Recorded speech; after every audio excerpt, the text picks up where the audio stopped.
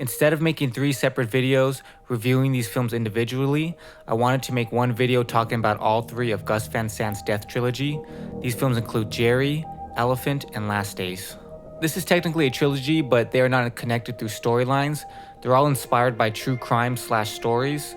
Also the themes of younger people dealing with death, but mostly in the technical way that they are filmed.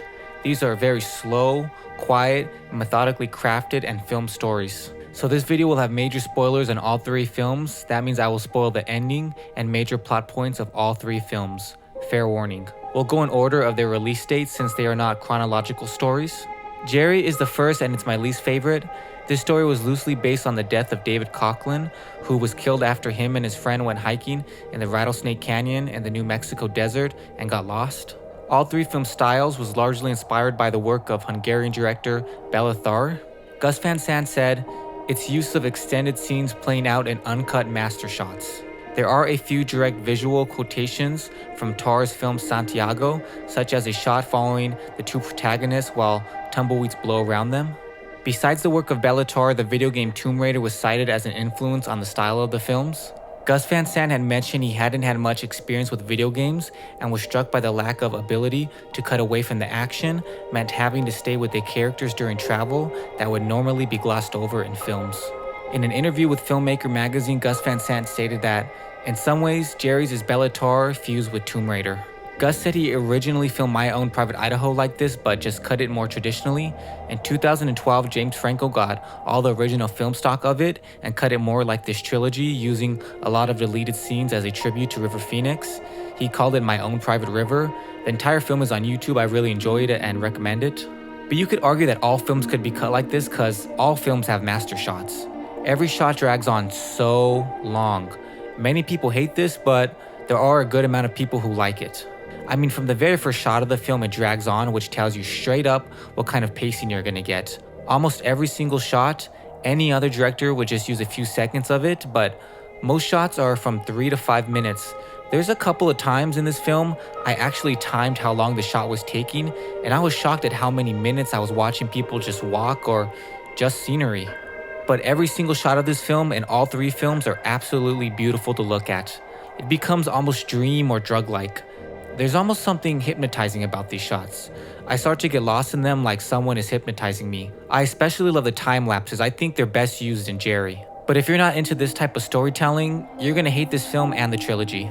I like the story's concept, but the worst part of the film to me is when they're talking about what they need to do and how to do it.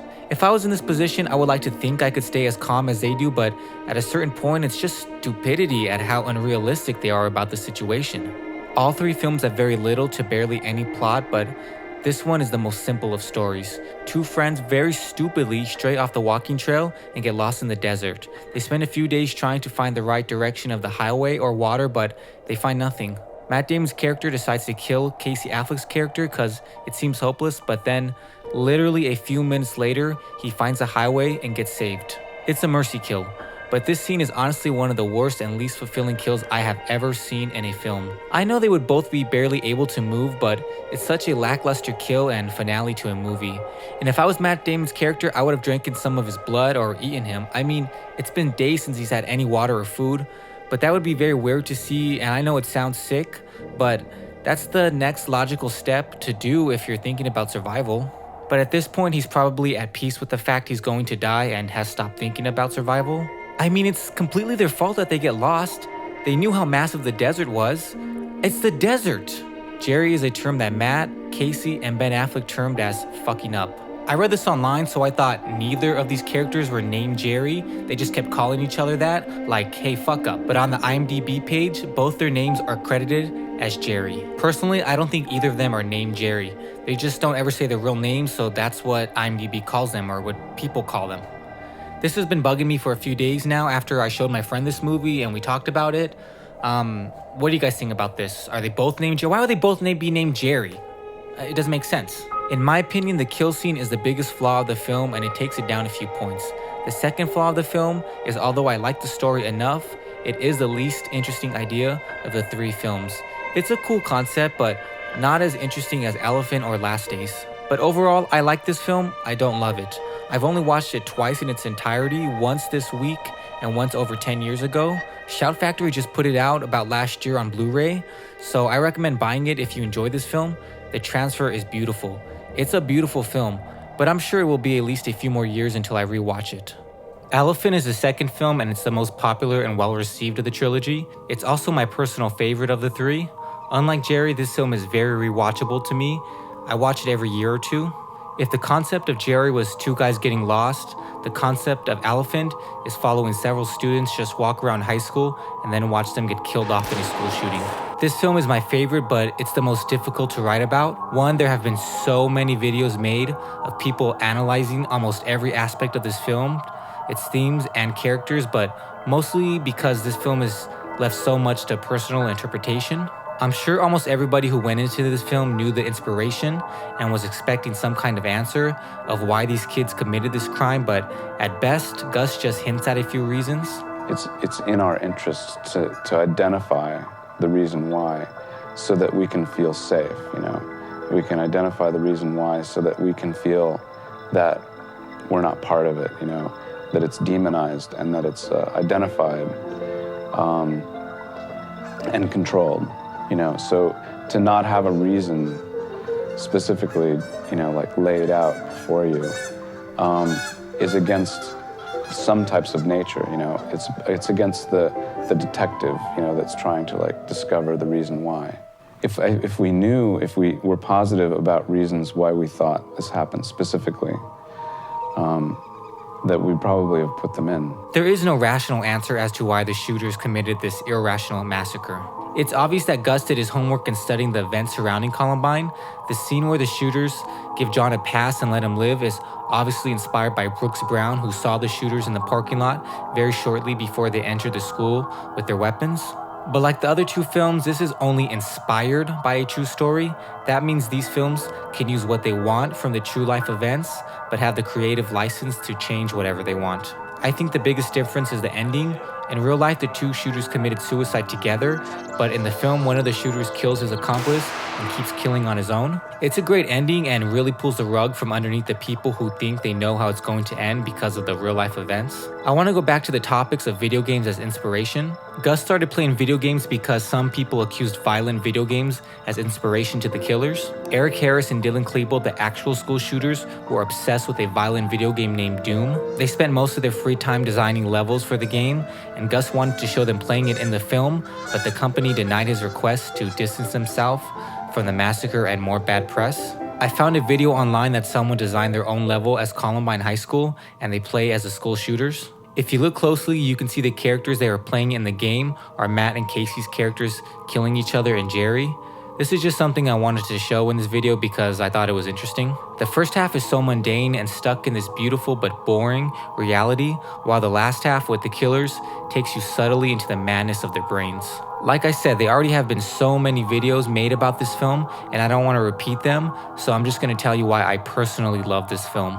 First off, like all three films, it's a technical masterpiece. Harry Savides, the director of photography on all three films, should have won an Academy Award for Best Cinematography for his work on these movies. But for some reason, this is the most entertaining of all three films to watch. Maybe it's because I was a character's age when I first saw it, but I'm an adult now and I still love it the most. Like in the other two films, I think the weakest parts are the scenes of the mundane dialogue, but it's needed to match the first half of the film's mundane reality of the characters we're following. But I like these characters' dialogue much more than I like Matt and Casey's and Jerry. The first half does have some very boring sequences, but like I said, they almost become hypnotizing. And I like all the characters we follow, but even the boring stuff impresses me. I mean, the entire trilogy impresses me, but for instance, we follow three characters that all pass by each other in the hallway for a moment, but to show it 3 times, but in each character's view is so impressive on a technical standpoint, even if the encounter is pointless.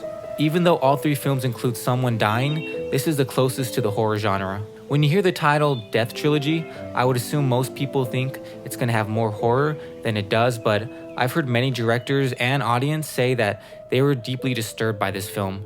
It's a terrifying concept that 2 kids come to school with guns, and sadly, it happens almost annually in our society. The killings are very realistically done, but it does feel like a dream somehow. I think it's the sound design and slight alteration of colors. It's very subtle and takes a few viewings to notice this. This film was inspired by a British short film that has no story, also called Elephant. It's just long takes of people killing each other, but it's very realistic, cold, and stays in reality. This film slowly begins to travel into the psyche of the shooters and begins to feel like a video game or a dream. One of my absolute favorite scenes in not just this film but in cinema is when it just shows the shooters sleeping as the sun begins to rise. I can't exactly articulate why, but I just love this scene. Nothing happens, but it's a moment of quiet that these two characters will never get after that day, and that makes it important. I wish more films would stop and just breathe like this scene does. It's the quiet before the storm, and I think that saying applies with the first half of the film too. To me personally, this film is about the quiet beauty of being alive. Sure, the first half is mundane, but aside from John, it's the last day any of these characters will be able to have these moments.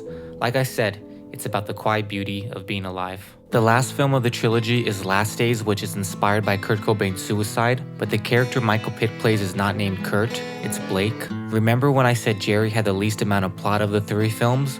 Well, I was wrong. This film has much less. Blake stumbles around his property hiding from his friends who don't really care about him. He makes some music, and we know that his wife has hired a private detective to find him because she knows he's in a bad place. And she's right, because he kills himself and his friends just leave him to avoid dealing with the cops.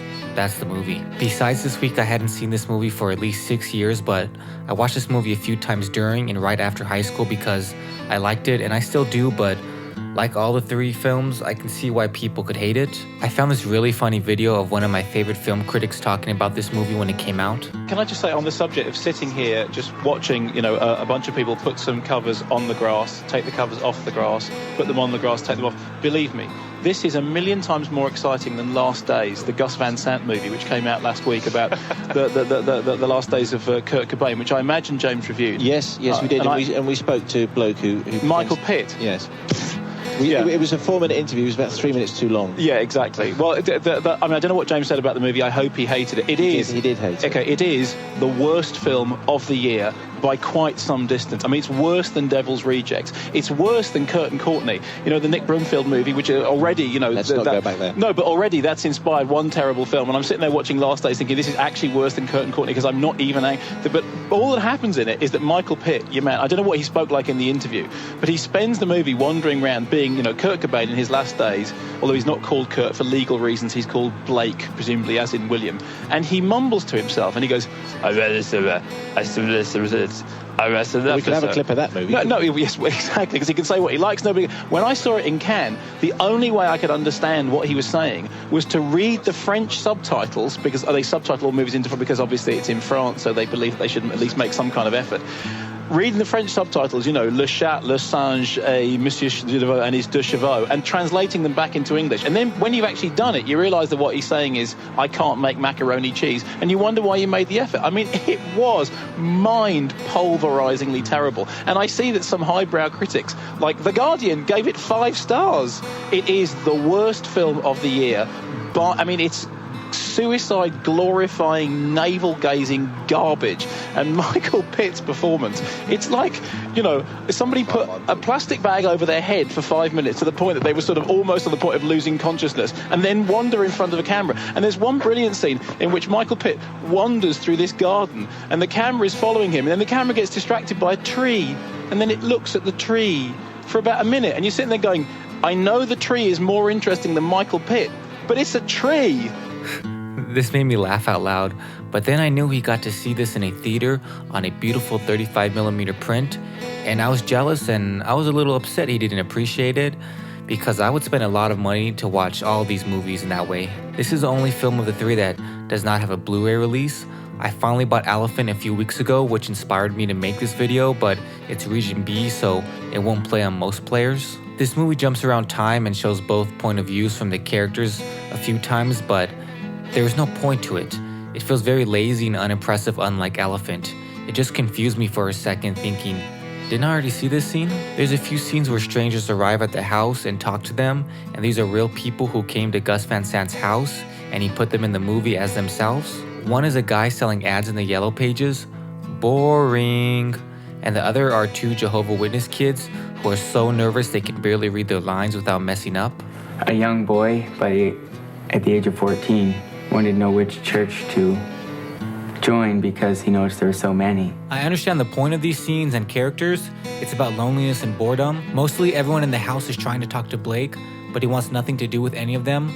But he is nice to the stranger, I think, hoping because he doesn't want anything from him, but just like everyone else, he just wants money. There's one scene where Kim Gordon from Sonic Youth comes and tries to rescue Blake. We can only assume she's going to take him to rehab or something like that, but he wants nothing to do with it. She also asks him if he talks to his daughter, and he says just on the phone, which I think tells a lot about his situation. At first, I thought the character was his sister or his aunt, but her IMDb credit reads as record executive. There's also a brief Harmony Korine cameo. Gus and Harmony are good friends. He was the one who showed Gus the British film Elephant, but the cameo is pointless. He just talks about Dungeons and Dragons, and like the audience, Blake doesn't give a shit and he just rudely walks away. I've heard a few people, when talking about this film, mention that Gus is forcing or shoehorning in gay scenes because there are two quick, non-graphic gay scenes in Elephant and Last Days. In Elephant, I thought it made sense because in one of the real-life shooter's computers, they found records of him going on a bisexual chat room. The killers only wrote about rejections from girls in their diaries, but if they didn't have sex with each other before the massacre, they died as virgins.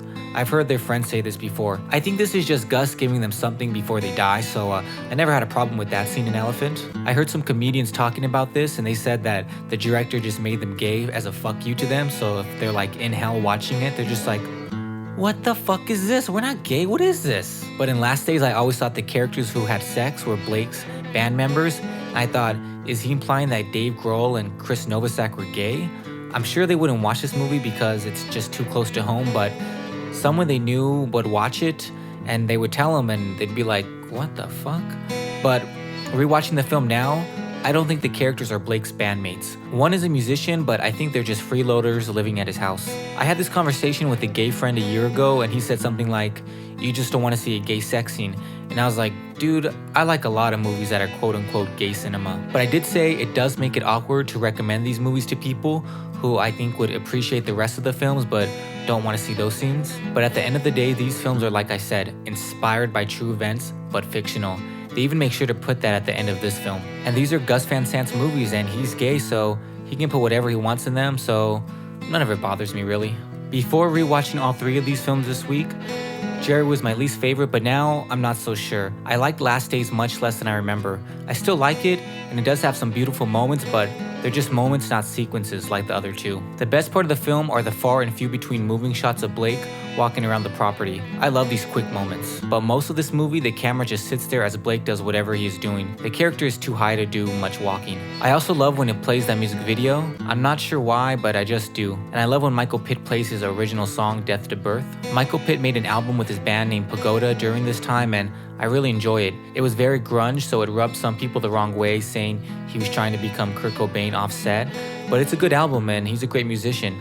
He also made another album after that, which isn't as grunge. It's different style. I like them both. Michael Pitt is truly one of my favorite actors of all time, and he's one of the only actors I don't mind just walking around and mumbling. I'm sure many people would call this a lazy movie and performance, and I do think a fair amount of dialogue and sequences should have been more thought out, but I think this is a great and subtle performance. This movie is about depression and isolation, and Pitt completely embodies that. I was very surprised that they never showed him using drugs because Kurt was a heroin addict, and I strongly contribute that to his suicide, but maybe Gus just wanted to focus on depression and mental illness. But his friends do say they're worried the cops will think that they sold him the drugs, so I'm sure the character is strung out on drugs. When I first saw this movie, I was a suicidal drug addict, and I projected my own loneliness on it. And even though I'm sober now and not suicidal, I still strongly remember those feelings and can remember relating to Blake. He's a rich rock star, but none of it matters at the end of the day. He's just a suicidal guy who decides to end it all. Overall, Jerry has some flaws, but I enjoyed a lot more than I used to, and Elephant is the best of these three. It's the most watched and respected by the audience for a reason. I think a big argument people use with these films is saying their style over substance. I've heard people say the style is very long, drawn-out takes to kill time and pretend to have substance, but really just be boring and pretentious for the sake of it, but I disagree. I can see where they're coming from, and if you don't like these films, that's fine. I'm not going to argue with you. I do wish Jerry and Last Days were slightly more traditional in their writing and storytelling, but If they were, they would lose the best moments from both of these films. But Elephant's style is its substance. I wouldn't change one thing about this film. Well, except when that one kid gets shot, but there's no bullet wound in his stomach, just blood. That always bugs me. But the concept of this film completely serves the story. Sure, this film could have been told much more traditionally in the first half and been the same in the second, and much more people would watch it and enjoy it, and I would still enjoy that version too, but these films are for people who want to see something different, something quiet and calm. I still love getting high and watching these movies because they calm me. Now I like putting them on at late at night before I go to sleep. But a big part of the substance of these films are appreciating the quiet that makes up most of your life. Most movies just want to show the exciting and loud moments of life, but these films are the complete opposite, and I appreciate that. These are movies for rare occasions, but when it's the right time and setting, I love watching these movies. So that's my take on Gus Van Sant's Death Trilogy, 3 films that have been a part of my life for over 13 years now and have greatly influenced me in my own art. They're not perfect, but they're not supposed to be. They're an experiment in storytelling and experience. So I'm Jacob from Cinema Junkies. Thanks for watching, keep watching, and you guys know how YouTube works. If you like this video, hit the like button, subscribe to this channel, and you can follow me and direct message me on Instagram at cinemajunkies_. Don't forget the underscore. And I'm going to put the link to my Patreon page in the description if you want to support my channel and pick any movie you want for me to review. I hope you consider it. Thanks for watching.